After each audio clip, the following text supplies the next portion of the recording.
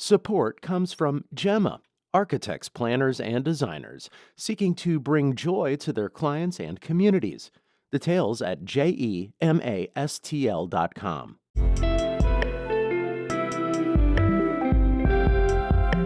From the St. Louis Public Radio Newsroom, this is The Gateway. It's Tuesday, December 9th. I'm Abby Larico. A Missouri sociologist wants to share a warning about conspiracy theories. When believers start blaming marginalized groups for society's problems, everyone's in danger. That's when you end up with a rise in hate crimes and all kinds of things that we would not like to see in society. How conspiracy theories spread and ideas for derailing them at your next family gathering. That's coming up after this news on The Gateway. Former St. Louis Circuit Attorney Kim Gardner will go before a disciplinary panel today over how she handled the prosecution of former Missouri Governor Eric Greitens. St. Louis Public Radio's Rachel Littman explains. Back in 2022, Gardner admitted that she had broken professional conduct rules in the governor's case. She was fined $750 and had to cover the cost of the hearing. The latest accusations relate to how she paid those expenses. She is accused of violating the rules in 4 ways. A lawyer for the Office of Chief Disciplinary Counsel will present the state's case to the panel. Attorneys for Gardner may present evidence to show she did not break the rules but are not required to.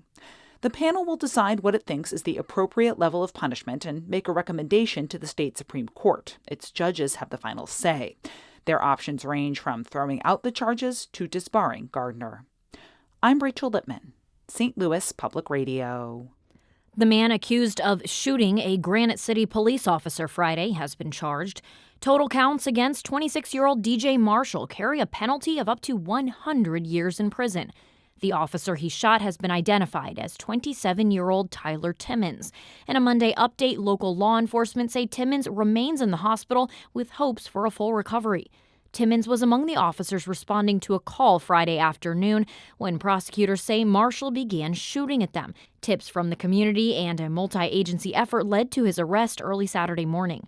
The Belleville News-Democrat reports Timmons has a criminal history, and there was an active warrant for his arrest at the time of the shooting. A St. Louis Metropolitan Police Department officer has been accused of assaulting and harassing a woman with whom he has a child. Prosecutors filed 4 felony and 2 misdemeanor charges against 33-year-old Terrence Ruffin yesterday. They stem from multiple incidents earlier this year and are the result of an internal affairs investigation. Ruffin has been with the SLMPD since 2017. The department would not comment on his current employment status. A spokesman said in a statement that any officer who violates policy will be disciplined. The group behind an effort to overturn Missouri's new congressional map is suing the Secretary of State. St. Louis Public Radio's Sarah Kellogg has details. Lawyers for People Not Politicians are asking Circuit Court Judge Christopher Limbaugh to rule that signatures gathered before Secretary of State Denny Hoskins approved the referendum for circulation will count. Chrissy Peters with the Secretary of State's office testified that signatures before October 14th would not count towards the total needed to validate the referendum. Instead, the office is counting signatures gathered on or after that date. Those signatures will be processed and sent to local election authorities for verification. Meanwhile, Peters also says the signatures collected before will be separated and scanned for possible review later. Plaintiffs in the case are asking Limbaugh to uphold those earlier signatures, while Hoskins' attorneys are asking the opposite. In Jefferson City, I'm Sarah Kellogg, St. Louis Public Radio. The St. Louis Public Library is phasing out its free internet hotspot lending program because of a loss of federal funding. STLPR's Olivia Mizell reports. The pandemic-era federal funding program that paid for about 12,000 mobile hotspots available for checkout ended in June of 2024. Since then, the library has maintained a remaining 700 of the devices with its own funding. But a high loss rate and rising equipment costs has forced the library to phase out the program. St. Louis Public Library CEO Waller McGuire says about 30 hotspots per month were not returned, and the library had to pay to replace them. I wish that America had other ways of giving people access in their homes to the internet, since so much of life is moving in that direction now, but it isn't something that the library can continue to provide. The library will stop distributing hotspots after February 28th. I'm Olivia Mizell, St. Louis Public Radio. City residents can still get hotspots from the St. Louis County Library, which has 287 hotspots available to anyone 18 and older with a St. Louis County Library card. Those eligible for a county library card include residents of St. Louis County, as well as the city of St. Louis, St. Charles County, and some parts of the broader St. Louis metro area. In perhaps a sign, though, of how needed this program is, there is quite a wait list, with 504 holds on hotspots from the county library right now. A St. Louis County Port Authority investment program recently approved thousands of dollars in grants for dozens of nonprofits that assist underserved communities. St. Louis Public Radio's Lucretia Wembley has details on the moves from the Community Investment Fund. More than 80 applications were reviewed and 38 nonprofits were selected to receive a collective total of nearly $5 million through the grant program. The program took a pause last year but has been around since 2010. Nonprofits were approved if they aligned with the Port Authority's investment priorities, like neighborhood development in underserved communities. Kevin O'Malley is the chair of the St. Louis County Port Authority. We are able to take chances to support entrepreneurship that otherwise might not be supported. Funds will be dispersed as approved groups complete and submit the necessary documents. I'm Lucretia Wembley, St. Louis Public Radio. The Muni will spend $9.5 million on renovations next year. The outdoor theater in Forest Park will replace all of its 11,000 seats and make structural updates to protect against flooding. Aging concrete around the theater was affected by the record-breaking rainstorm that soaked St. Louis in July of 2022. Flash flooding at the time increased the chances for future structural damage in the upper terraces and around the soundboard. Fixes will also protect the orchestra pit that was updated in a round of renovations following a 2018 capital campaign. Construction will begin after the 2026 season.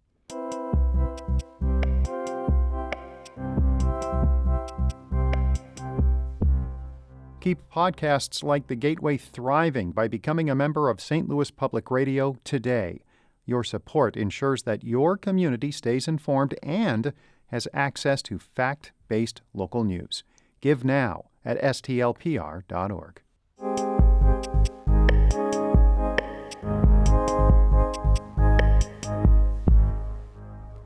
University of Missouri sociologist Chris Connor has studied and written about conspiracy theories for years. And he says the belief in them is spreading beyond the typical fringe groups. It's our friends and family, too.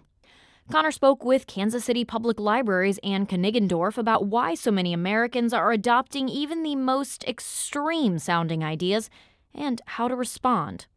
What's an example of a conspiracy theory someone might casually bring up at a gathering? So the one that keeps making the rounds is the kitty litter conspiracy theory. I do not know that one. So it's based on this idea that there's litter boxes in many elementary schools. And that's because of active shooters. And so there's been kitty litter in there in case they need to absorb vomit or if they need to have the kids use the restroom because they're often locked down for like 12 hours.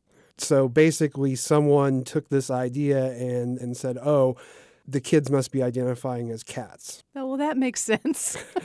I mean, so it's the root of it is this anxiety or concern by conspiracists over people who identify as a different gender.